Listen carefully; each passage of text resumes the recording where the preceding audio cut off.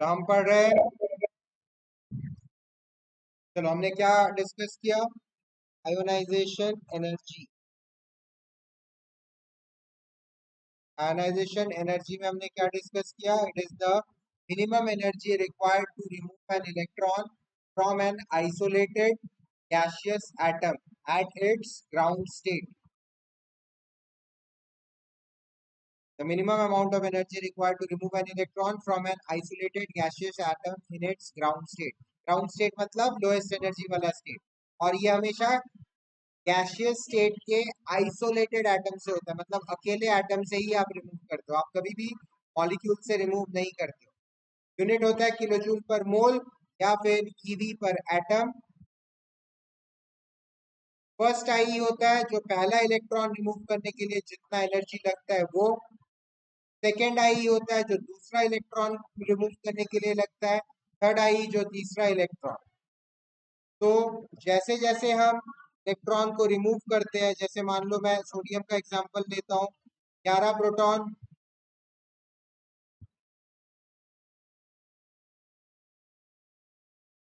और 11 इलेक्ट्रॉन।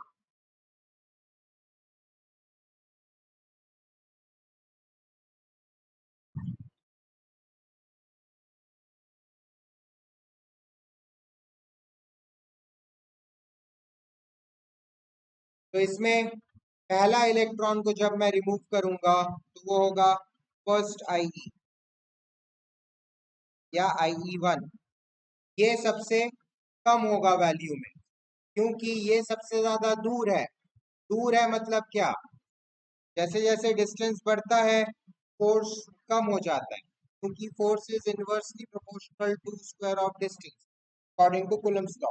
तो डिस्टेंस बढ़ेगा तो फोर्स कम मतलब क्या? आपको कम काम करना पड़ेगा। तो IE1 सबसे मिनिमम होता है। उसके बाद ये हटा दिए तो ये पूरा गायब हो गया। अब जो इलेक्ट्रॉन को हटाने का डिस्टेंस है, डिस्टेंस कम हो गया सेंटर से, है ना? डिस्टेंस कम हो गया तो फोर्स बढ़ गया।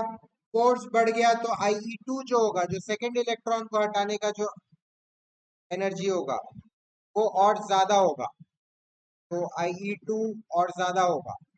सिमिलरली अब इसको भी हटा दिए, अब तीसरा इलेक्ट्रॉन हटाओगे तो तीसरा इलेक्ट्रॉन के लिए IE होगा, थर्ड आई जिसको बोलेंगे IE3, वो और ज्यादा होगा, क्योंकि अब प्रोटॉन तो अभी भी 11 है, इलेक्ट्रॉन सोडियम में 11 थे, फिर कम होके 10 हुआ, फिर कम होके 9 हो गया। तो 11 प्रोटॉन मिलके 9 इलेक्ट्रॉन को खींच रहे। तो 9 इलेक्ट्रॉन मतलब क्या? इलेक्ट्रॉन रिड्यूस हो रहा है, इलेक्ट्रॉन का नंबर रिड्यूस हो रहा है।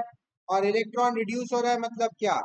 शील्डिंग इफेक्ट, जो उनके आपस में जो रिपल्सिव फोर्स था, शील्डिंग इफेक्ट कम हो रहा है। शील्डिंग इफेक्ट कम हो रहा है मतलब क्या? न्यूक्लियस और तेजी से इलेक्ट्रॉन को अपने तरफ खींच रहा है, मतलब फोर्स इंक्रीज हो रहा है। और फोर्स इंक्रीज होगा तो आपको और ज्यादा काम करना पड़ेगा, तो IE3 और ज्यादा होगा। ठीक है, ये फंडा क्लियर है? उसके बाद along the period and along the group कैसे डिफर करेगा?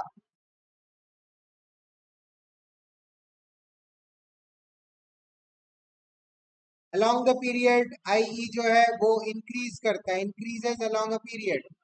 क्यों? जैसे लिथियम, लिथियम के बाद क्या? Beryllium, boron, carbon, nitrogen,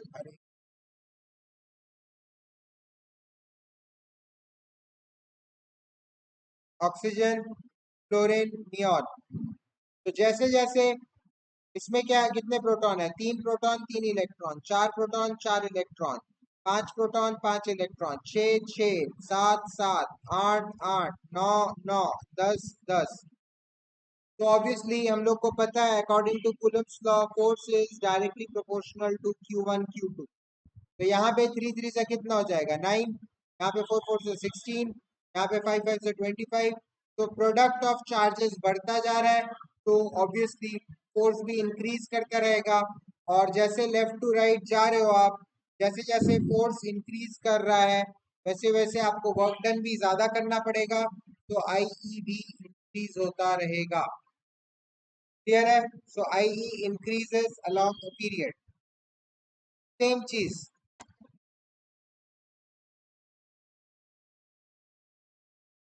increases along a period because increase in effective nuclear charge. अब डाउन अ ग्रुप में क्या हो जाएगा, ली ना की टू बी से फ्रेंडशिप। तो डाउन अ ग्रुप जैसे जैसे जा रहे हो आपका साइज इंक्रीज होता जा रहा है, क्योंकि एक्स्ट्रा शेल्स ऐड हो रहे हैं, ऑर्बिट्स ऐड होते जा रहे हैं। साइज इंक्रीज हो रहा है मतलब क्या, रेडियस रेडियस इंक्रीज हो रहा है न्यूक्लियस से डिस्टेंस। और हमने पढ़ा है force is inversely proportional to square of distance. तो फोर्स क्या होता रहेगा, कम होता रहेगा। फोर्स कम हो रहा है मतलब वर्क डन रिक्वायर्ड इलेक्ट्रॉन निकालने के लिए वो भी कम होता रहेगा। तो आई डिक्रीज होता रहता है along द ग्रुप ऑल्सो, क्योंकि आप जैसे जैसे जा रहे हो नीचे इलेक्ट्रॉन का नंबर इंक्रीज हो रहा है। इलेक्ट्रॉन का नंबर इंक्रीज हो रहा है मतलब क्या, शील्डिंग इफेक्ट इंक्रीज हो रहा है। शील्डिंग इफेक्ट इंक्रीज हो रहा है मतलब क्या, रिपल्सिव फोर्स इंक्रीज हो रहा है। शील्डिंग इफेक्ट क्या होता है, जो इलेक्ट्रॉन सबसे बाहर वाले इलेक्ट्रॉन को रिपेल करने की कोशिश करते हैं, दैट इज शील्डिंग इफेक्ट। तो रिपल्सिव फोर्स इंक्रीज हो रहा है और आप भी कोशिश कर रहे हो निकालने का। तो रिपल्सिव फोर्स जैसे जैसे इंक्रीज होगा उस पे अंदर के इलेक्ट्रॉन्स जैसे जैसे बाहर के इलेक्ट्रॉन को रिपेल करने की कोशिश करेंगे और आप भी निकालने की कोशिश करोगे, तो क्या होगा, आपके लिए आसान होता जाएगा, है ना। तो जैसे जैसे रिपल्सिव फोर्स इंक्रीज होगा आपके लिए आसान होता रहेगा उसको निकालना, और वर्क डन रिक्वायर्ड डिक्रीज होता रहेगा। दोनों में से कोई भी रीजन लिख सकते हो, ठीक है। फैक्टर्स अफेक्टिंग आयनाइजेशन एंथैल्पी, किन किन चीजों से इफेक्ट हो रहा है। सबसे पहले शील्डिंग इफेक्ट या स्क्रीनिंग इफेक्ट, अभी तक हमने बात किया है ना। शील्डिंग इफेक्ट बढ़ेगा तो आई कम होता जाएगा क्योंकि रिपेल कर रहा है। Greater the screening effect easier is the removal and lesser the I. Nuclear charge बढ़ेगा तो आई बढ़ेगा, है ना, क्योंकि ज्यादा खींचने लगेगा। Greater nuclear charge results in greater I, ज्यादा काम करना पड़ेगा। पेनिट्रेशन इफेक्ट ऑफ इलेक्ट्रॉन्स, अब एक ये थोड़ा सा नया कॉन्सेप्ट, पेनिट्रेशन इफेक्ट क्या होता है, proximity of electrons to the nucleus. Electron जितना दूर रहेगा, वही आर वाला है, ये बेसिकली आर वाला मैं बोल रहा था ना, इलेक्ट्रॉन जितना दूर रहेगा उसको निकालना उतना आसान है क्योंकि उसमें फोर्स कम है। इलेक्ट्रॉन जितना पास है न्यूक्लियस के मतलब उसमें फोर्स ज्यादा है, तो उसको निकालना भी मुश्किल है। आप अगर कंपेयर करोगे एक फिफ्थ ऑर्बिट में रखा हुआ इलेक्ट्रॉन और एक फर्स्ट ऑर्बिट में रखा हुआ इलेक्ट्रॉन, किसको निकालना ज्यादा मुश्किल है, ज्यादा मुश्किल फर्स्ट वाले को निकालना ज्यादा मुश्किल है, फिफ्थ वाले को निकालना ज्यादा आसान है। तो फिफ्थ का ई कम रहेगा, फर्स्ट का ई ज्यादा रहेगा। आ रहा है समझ में। इसको पेनेट्रेशन इफेक्ट बोलते हैं कि इलेक्ट्रॉन न्यूक्लियस के कितना पास है। Greater the penetration effect greater is the I, जितना पास है इलेक्ट्रॉन उतना ज्यादा आई होगा। इलेक्ट्रॉनिक कॉन्फ़िगरेशन पे भी डिपेंड करता है। I is greater for atoms having half filled और फुली फिल्ड ऑर्बिटल्स। ये याद है कि नहीं, मैंने बताया था हाफ फिल्ड और फुली फिल्ड ऑर्बिटल्स ज्यादा स्टेबल होते हैं। क्रोमियम और कॉपर वाला एग्जांपल दिया था, याद करो। क्रोमियम में क्या रहता है, डी ऑर्बिटल में 5 रहते हैं हाफ फील्ड। कॉपर में क्या होता है, डी ऑर्बिटल पूरा 10 हो जाता है। 4s से कूद के एक इलेक्ट्रॉन आता है ना, हम लोग चैप्टर 2 में पढ़े थे, याद है। क्रोमियम एंड कॉपर एक्सेप्शन थे। तो हाफ फील्ड और फुली फील्ड ज्यादा स्टेबल होता है। स्टेबल चीज में से आप जबरदस्ती हाथ घुसा के इलेक्ट्रॉन निकालने की कोशिश करोगे तो स्टेबल चीज भी रेजिस्ट करेगा ना, आ रहा है समझ में। तो क्रोमियम कॉपर ऐसे जो हाफ फील्ड या फुली फील्ड ऑर्बिटल्स रहते हैं जहाँ पे, वहां पे भी इलेक्ट्रॉन निकालना मुश्किल होता है क्योंकि वो रेजिस्ट करता है, वो छोड़ना नहीं चाहता इलेक्ट्रॉन, वो स्टेबल है। आया समझ में।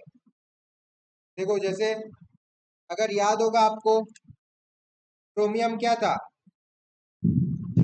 4s में एक आ गया था और 3d का 4 होना चाहिए था,